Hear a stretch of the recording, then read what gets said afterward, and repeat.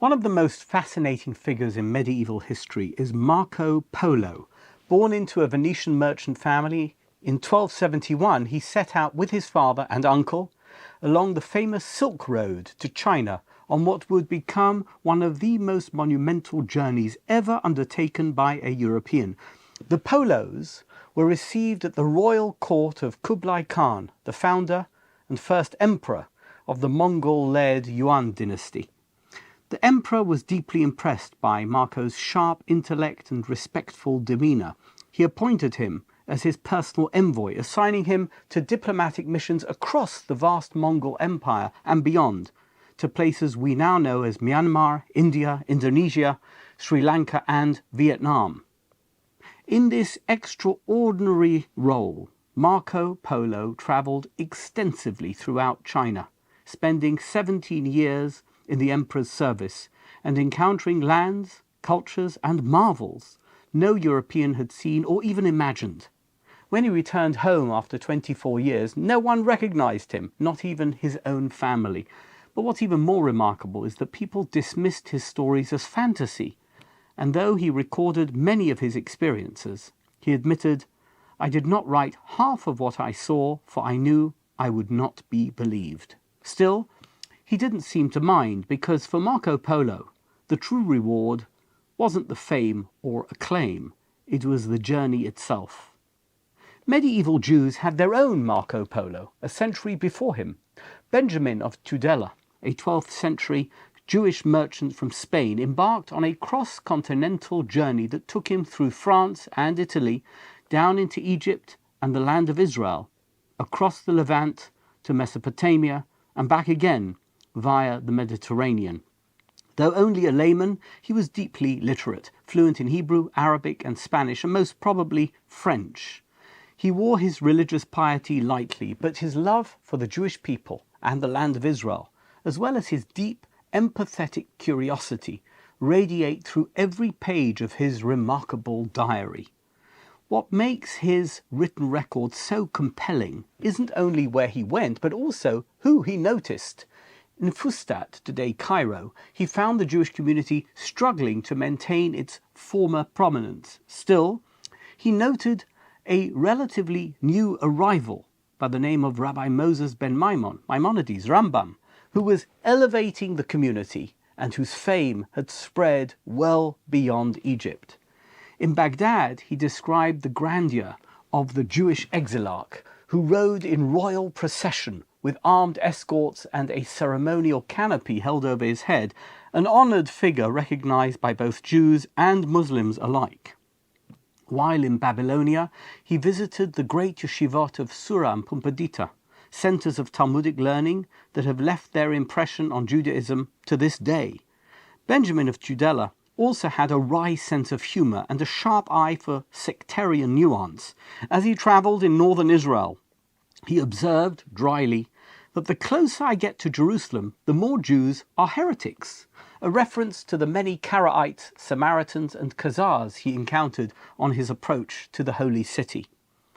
And though he loved the land of Israel, he found himself breathing easier in the Muslim-ruled cities of the Levant, writing that the air was heavy for me in Christian-controlled Jerusalem, but I feel more comfortable now that I am again in this lush and Muslim land. Strange words to the modern ears, perhaps, but a reminder of just how different the world once was. Fast forward 6 centuries, and we have Rabbi Chaim Yosef David Azulai, better known acronymically as the Chida, an 18th century rabbinic scholar, emissary and bibliophile from Jerusalem. He spent decades traveling through Europe and North Africa as a shadar, a traveling fundraiser for the impoverished Jewish community of the land of Israel.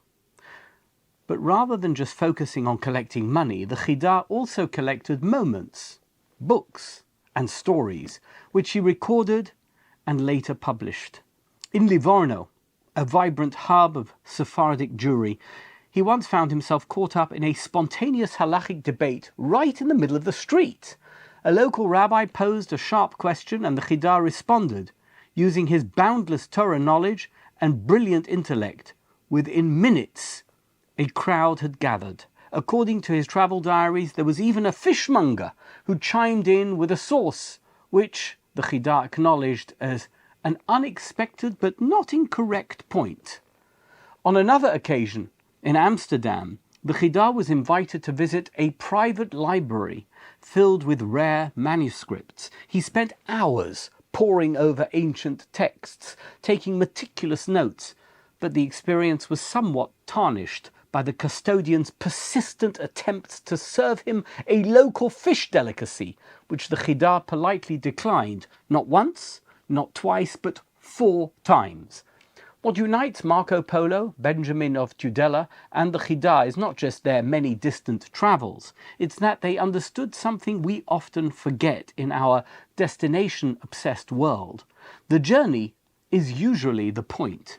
None of them rushed to the finish line. They lingered, they noticed, and they were transformed, which brings us to Parshas Matos Maseh, the Parsha with the longest travel itinerary in the Torah. Parshas Maseh opens with what looks at first glance like a giant waste of ink. Eile Maseh b'nei Yisrael, vayichtav Moshe es motzaeim lemaseim. These are the journeys of the children of Israel, and Moshe wrote down the starting points of their journeys. This introduction is followed by 42 place names, one after the other. Some you can recognize: Mara, Refidim, Mount Har. Other places are only ever mentioned in this list, such as Kehilata, Har Shefer, and Yotvata. But if you take a step back, something remarkable emerges.